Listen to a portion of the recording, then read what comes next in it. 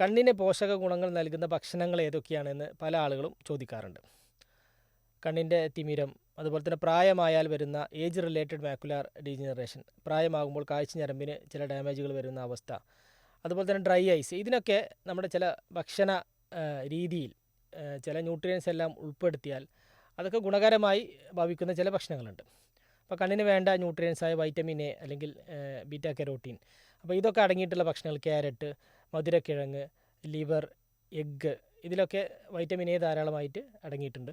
അതുപോലെ തന്നെ lutein, zeaxanthin എന്ന ആൻറ്റി ഓക്സിഡൻസ് അടങ്ങിയിട്ടുള്ള ഭക്ഷണങ്ങൾ, അത് ഇലക്കറികൾ, ചീര, അതുപോലെ തന്നെ കോഴിമുട്ട, ഇതുപോലെയുള്ള ഭക്ഷണങ്ങൾ. അതുപോലെ തന്നെ വൈറ്റമിൻ സി അടങ്ങിയിട്ടുള്ള ഒരുപാട് ആൻറ്റി ഓക്സിഡൻസ് അടങ്ങിയിട്ടുള്ള സിട്രസ് ഫ്രൂട്ട്സ്, ഓറഞ്ച്, ലെമൺ, അതുപോലെയുള്ള ഭക്ഷണങ്ങൾ. അതുപോലെ വൈറ്റമിൻ ഇ അടങ്ങിയിട്ടുള്ള ഭക്ഷണങ്ങൾ, നട്ട്സ്, വെജിറ്റബിൾ ഓയിൽസ്. അപ്പോൾ ഇതൊക്കെ കണ്ണിൻ്റെ ഞരമ്പിന് ഒക്കെ ഗുണകരമാകുന്ന ഭക്ഷണങ്ങളാണ്. അതുപോലെ തന്നെയാണ് ഒമേഗ 3 ഫാറ്റി ആസിഡ്സ്. ഡ്രൈ ഐസിനൊക്കെ ഒരുപാട് ഗുണം ചെയ്യുന്ന ഭക്ഷണമാണ്. ഡ്രൈ ഐസിൻ്റെ ട്രീറ്റ്മെൻറ്റ് നമ്മൾ കൊടുക്കുന്നതാണ്. അത് മത്സ്യങ്ങളിൽ, പ്രത്യേകിച്ച് കൊഴുപ്പുള്ള മത്സ്യങ്ങളിലൊക്കെ ധാരാളമായിട്ട് ഉള്ളതാണ്.